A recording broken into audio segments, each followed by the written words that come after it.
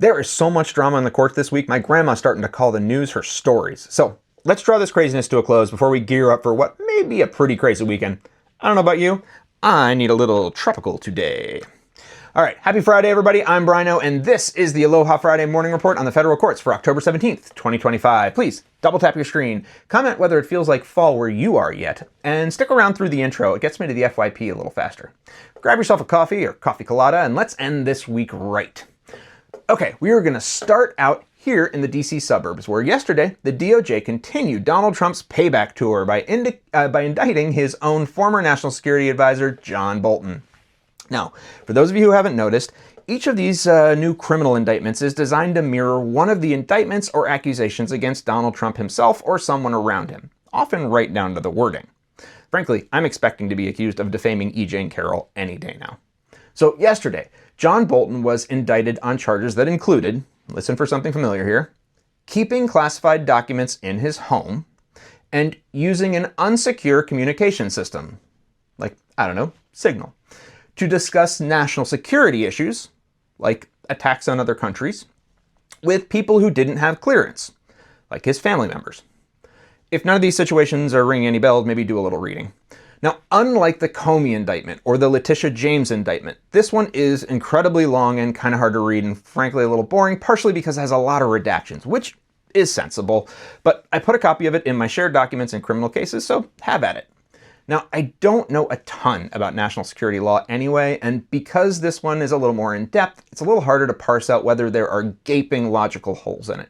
I will say, regardless of my personal feelings on Mr. Bolton, the guy has been, pardon my Flemish, one of the biggest tight asses in national security for decades. The odds that he haphazardly threw classified documents around, with all respect to Seth Meyers' crew, the Jets have a better chance of winning the Super Bowl. But really, I only know the guy from TV and by reputation. I have no real information on whether he did this stuff or not, so I guess we'll see. I did get word that he just pleaded not guilty, so there we go. Now, for the record, unlike Comey and the James cases, where the interim U.S. attorney may have been improperly appointed, this case was brought in Maryland, not Virginia. Kelly Hayes, the acting U.S. attorney for Maryland, was initially appointed as an interim U.S. attorney. That only lasts 120 days. But at the end of 120 days, the district court gets to choose someone if the Senate hasn't done it yet, or hasn't confirmed anyone yet. And in this case, they decided to stick with Ms. Hayes. So she is there lawfully. Still doesn't mean the case has legs. We're going to have to see. It just came out. Let's give it a few days. All right, the next big news for the week is obviously the government shutdown. Not the shutdown itself, we're sort of used to that by now. This is not our first closed rodeo. Usually in DC, everybody stays home for a few weeks and then they go back to work and get back pay. Doesn't mean it doesn't suck having to survive without paychecks for a little bit, but we've been through this before. It follows a pattern. But this time was looking a little different because the president said he was just going to fire everybody while the government was shut down. But a court in California has issued a temporary restraining order enjoining him from firing anybody during that shutdown. And the judge said that OMB had, quote, taken advantage of the lapse in government spending, in government functioning, to assume that all bets are off, and the laws don't apply to them anymore, and they can impose the structures that they like on the government situation that they don't like. She said it was likely to be found both illegal and an excess of authority, as well as arbitrary and capricious. So she issued an injunction.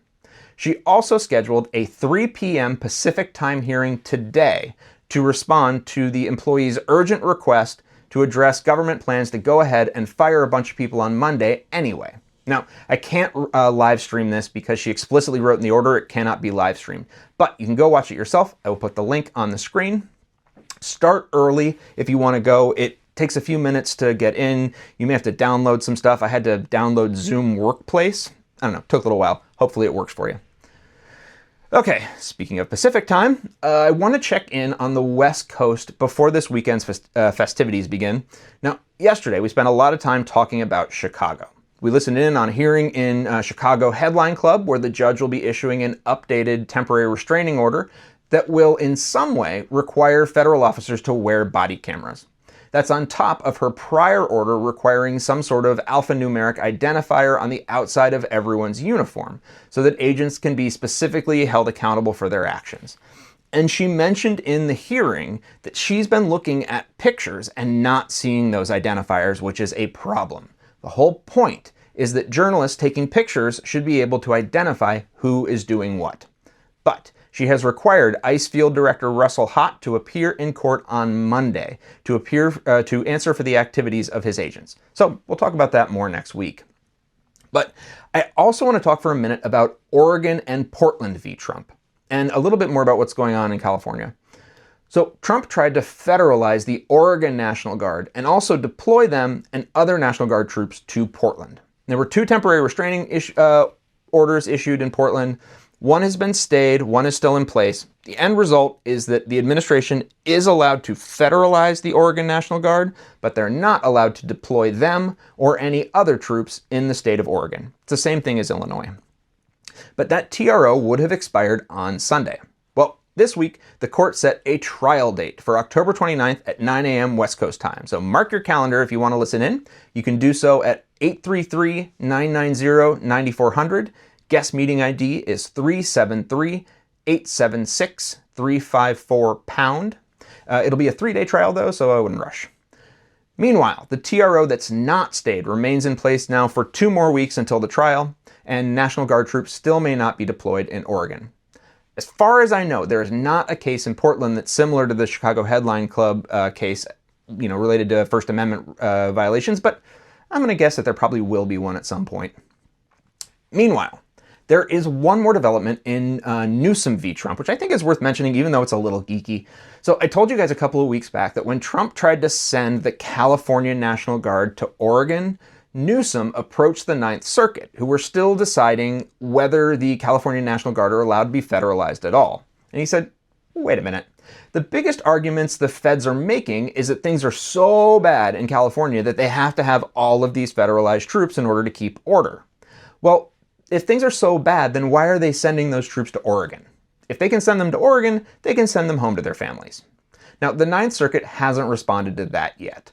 But a new argument was brought up this week that, honestly, I'm not sure is a very strong one, but it's unique. And it's Friday, so we'll hear something unique.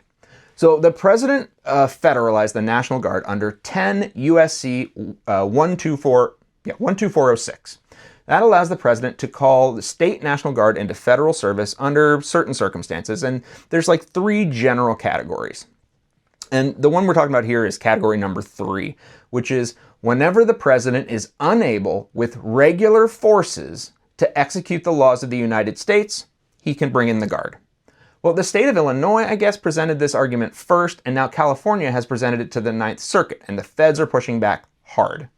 The argument is that regular forces means the army. The president essentially has to mobilize the army before he's allowed to federalize the National Guard. I'll read the line again. Whenever the president is unable with regular forces to execute the laws of the United States, then he can use the National Guard. And the feds push back and say that regular forces means regular officers, ICE, the FBI, etc. But who knows? It's a new argument. I kind of doubt it'll land, but, gold star for innovation, Gavin. Good on you. All right, folks, that is your Aloha Friday Morning Report. A lot's been happening. A lot's going to happen this weekend, so please stay safe. Mahalo and fa'afatai for watching, everybody. Manuia leaso. Have a great weekend. I'll see you on Monday.